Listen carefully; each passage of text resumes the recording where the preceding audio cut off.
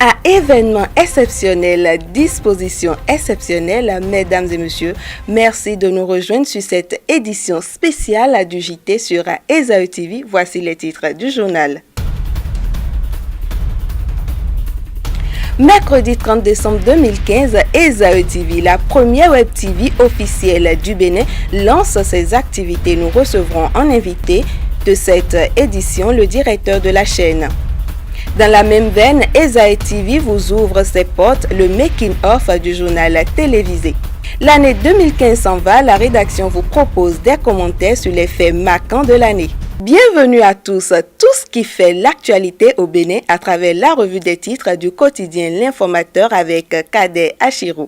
Pour ce jour, nous vous proposons de parcourir ensemble les titres à la une du quotidien L'Informateur. Le maire de la capitale économique fait œuvre utile. En manchette de votre quotidien, distribution gratuite de vivres et de cadeaux à la mairie de Cotonou. Léadi Vinayon Soglo offre une belle fête de fin d'année au personnel. À l'oreille droite du journal, mise en ligne du site du ministère de l'Enseignement supérieur et de la Recherche scientifique, le ministre François Adebayo Abiola plaide pour une bonne utilisation. À lire également à la une du quotidien, dans le cadre de la présidentielle de février 2016, le COSLEPI a transmis la liste électorale à la Sénat et Sébastien Ajavon reçoit le soutien de Germain Kadiadodo. Dans la commune d'Abomey-Calavi, le maire Georges Bada a fait une déclaration au sujet du tableau de bord social de sa commune et pour raison d'injustice. Les greffiers de la Cour suprême bloquent l'examen des dossiers. Autant d'informations à retrouver dans les pages de votre quotidien L'Informateur. Esaü TV ouvre officiellement ce jour. La rédaction vous propose de découvrir en images la première web TV officielle du Bénin. Esaü TV est la version vidéo de toute une entreprise. La première web TV officielle en République du Bénin, Esaü TV est une chaîne de télévision avec un programme destiné au grand public et plus particulièrement aux jeunes. Aux jeunes parce que, appartenant à l'école supérieure d'administration d'économie, de journalisme et des métiers de l'audiovisuel, elle devient ainsi un canal d'expression et d'exercice aux apprenants de l'école qui d'ailleurs anime plusieurs émissions de la grille sous la supervision d'une équipe de professionnels. Point levé l'éditorial du Fondé, Gossip, Romance, du Soleil, anglais et français, l'invité, Canflon et bien d'autres. Juste un aperçu de la grille de programme de Esaü TV. Esaü TV, c'est une grille de programme où vous avez au quotidien une édition de journal télévisé qui mobilise toute une équipe de la collecte de l'information jusqu'à la présentation. C'est tout un processus que Esaü TV vous propose ou vous invite à suivre avec Enoch Lahadé, le making-of du journal télévisé du 30 décembre 2015. Vous l'avez souvent vu à la présentation du journal, mais tout un processus entre en ligne de compte pour l'aboutissement de ce travail. L'étape première, la conférence de rédaction. Voici les membres de la rédaction de Esaü TV en pleine conférence. C'est à ces lieux que se décident les sujets de reportage pour la présentation du journal. À leur retour du terrain, les confrères passent ensuite au traitement de l'information recueillie. Les éléments pour le journal doivent être prêts avant la présentation. Ainsi commence le stress. La présentatrice doit rédiger le speech du journal. Un tour au studio, lieu de délivrance comme on pourrait l'appeler. Ici aussi, le stress est au rendez-vous. Des coups d'essai de la présentatrice, le réglage des matériels au studio et ceux de la régie. Avec une complicité entre la rédaction et les hommes de l'ombre, voici le moment tant attendu. Mesdames et messieurs, bonsoir. Nous recevons en invité pour vous M. Célestin Akovo. M. Akovo, ancien conseiller à l'ARAC, il est aujourd'hui en charge de la télévision Esaü TV. M. Akovo, bonsoir. Bonsoir, madame la journaliste. Dites-nous, pourquoi avoir créé Esaü TV? Esaü TV, c'est un service de communication audiovisuelle en ligne. C'est un cadre de formation de la filière journalisme de l'école Esaü. Et quels sont les objectifs que vise cette chaîne? Les objectifs sont simples. Vous savez que nous entrons dans l'ère du numérique et qu'aujourd'hui c'est la convergence numérique. Donc il faut permettre donc à nos étudiants de sortir avec des formations adaptées au métier de l'audiovisuel du temps moderne. Et les perspectives de Esaü TV pour finir, monsieur le directeur? Les perspectives sont simples, c'est de permettre à notre pays d'entrer dans le numérique avec des hommes bien formés. Est-ce qu'on pourra recevoir Esaü TV sur satellite dans un futur? Pourquoi pas? Merci DTV. Sans transition, l'année 2015 au Bénin a été politiquement très mouvementée et Kader Achiro nous propose un commentaire sur Lionel Zinsou. Kader Achiro, bonsoir. Bonsoir Yannick. Dites-nous en quoi est-ce que Lionel Zinsou a marqué l'année 2015?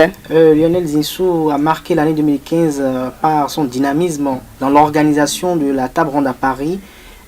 Sa nomination comme Premier ministre à 7 mois de l'élection présidentielle de février 2016 a agité un peu les confrères et ça a fait la une des journaux. Et surtout, sa désignation comme candidat des Forces Corée Bénin émergents à l'élection de février 2016. Et vous nous proposez d'ailleurs un commentaire que nous vous invitons à suivre.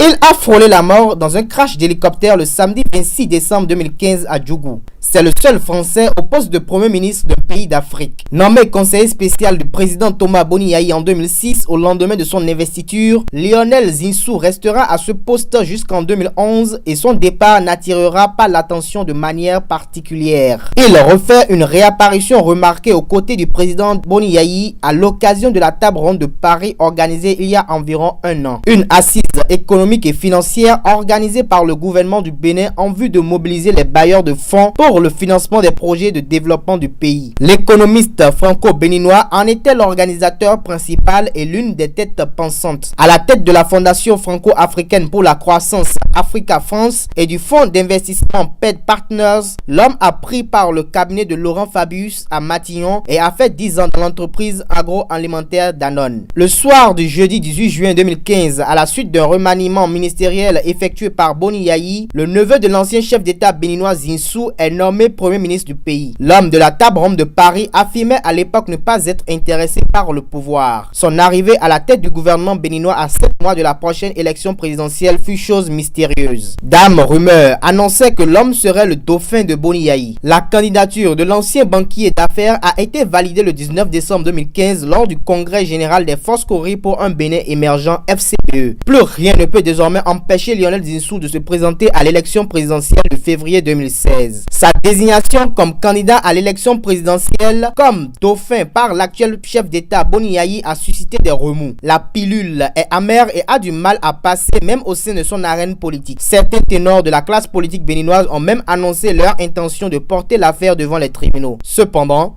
le présidentiable multiplie ses sorties à la quête du pouvoir en 2016. Il essaie de marquer toute manifestation par sa présence. Il oublie désormais son costume cravate à la faveur de tenues locales diverses.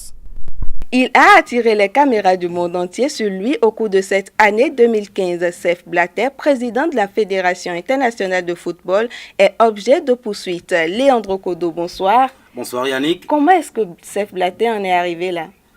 Oui, en effet Yannick, accusé d'avoir versé une somme de 2 millions de francs suisses au président de l'UEFA Michel Platini, ainsi que d'avoir signé un contrat défavorable à la Fédération internationale de football amateur. Sepp Blatter a occasionné en 2015 un tollé mondial dans le monde du football après 17 ans de mandat marqué par d'incessants scandales. Sous l'ère Blatter, on se rappelle quand même que sous l'ère Blatter, le football s'est implanté sur tous les continents, c'est-à-dire l'Afrique, l'Asie et aussi en Amérique du Sud. Rappelons que Sepp Blatter a également lancé de nombreux projets de développement de football en Afrique, en Asie, aussi en Amérique. Des actions qui n'ont pas empêché l'homme d'être aujourd'hui poursuivi et nous allons découvrir tout ceci en images avec un commentaire de Léandro Kodo. Je remettrai mon mandat à disposition lors d'un congrès électif extraordinaire. Nous sommes le 2 juin, 3 jours après sa réélection pour un 5e mandat en plein cœur d'une affaire de corruption touchant l'institution qu'il dirige. Sepp Blatter annonce qu'il convoque un congrès extraordinaire afin de remettre son mandat de président à disposition. C'était le début d'un feuilleton à multiples épisodes. Le 8 octobre 2015, la commission d'éthique de la FIFA le suspend de manière provisoire pendant 90 jours. Le verdict final tombe le lundi 21 décembre 2015 où Sepp Blatter écope d'une suspension de 8 ans pour gestion déloyale et versement de pots de vin à l'endroit du patron du football européen Michel Platini. À son 19 ans, cette sentence rendue par la commission d'éthique de la FIFA l'éloigne définitivement de toute activité liée au football. Ces accrochages avec la justice ont révélé d'autres dessous au cours du mandat de Sepp Blatter. Trafic des billets observés lors de la Coupe du Monde 2014 au Brésil ou encore lors de l'attribution des mondiaux de 2018 et 2022, les scandales se sont succédés en ce qui concerne le processus de désignation des pays organisateurs des compétitions internationales de la FIFA et de délivrance des différents droits. Secrétaire général de l'Institution internationale du football depuis 1981, il se porte candidat à la présidence de la FIFA en 1998. Toutefois, son passage à la tête de l'instance fêtière du football pourrait être qualifié de bénéfique pour le continent africain qui ne disposait que de 2 places à son arrivée en tant que directeur exécutif de la FIFA en 1990. À son départ, l'effectif est porté à 5 pays africains sur les 32 pays engagés dans cette compétition.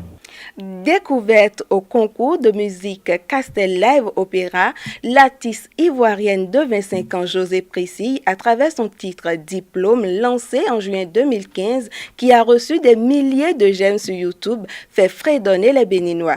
Diplôme, un coup de gueule de José qui devient le coup de cœur de la rédaction. Suivez plutôt. C'est ça. Diplôme, José libère la chanteuse féminine du rêve continuel de mariage à la Saint-Glinglin. Un fait de société si bien décrit, si clairement signifié, si parfaitement chanté. José a réussi à exprimer un ressenti de bon nombre de femmes. Diplôme, le titre de l'œuvre, évoque à premier sens une certification méritée. Mais comment la chanteuse ivoirienne conçoit ici son certificat mérité? J'ai rencontré Bijou, il a le swag, il a la classe. Mignon garçon, intelligent, il est posé. On s'est rencontrés, on s'est aimé, ça n'a pas loupé. José est une artiste, mais très certainement une compositeur. Un registre familier châtié et derrière les 4 couplets et le long refrain, l'artiste a fait un effort de rédaction louable. Les rimes sur les fins de phrases des couplets, tu finis ma jeunesse, tu ne respectes pas tes promesses, pour me déposer, tu ne veux pas me légaliser, convainc tout auditeur de ce titre de la grandeur littéraire de José. La précision, le choix juste des mots confirme l'effort intellectuel préalable.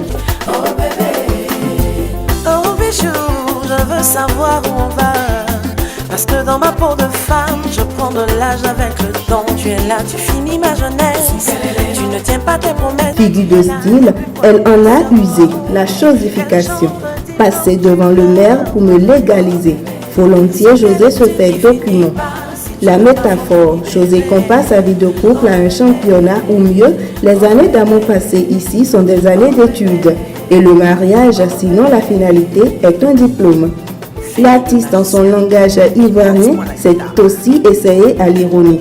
Goumé m'a gagné pour dire « Je me suis laissé prendre au piège de l'amour ».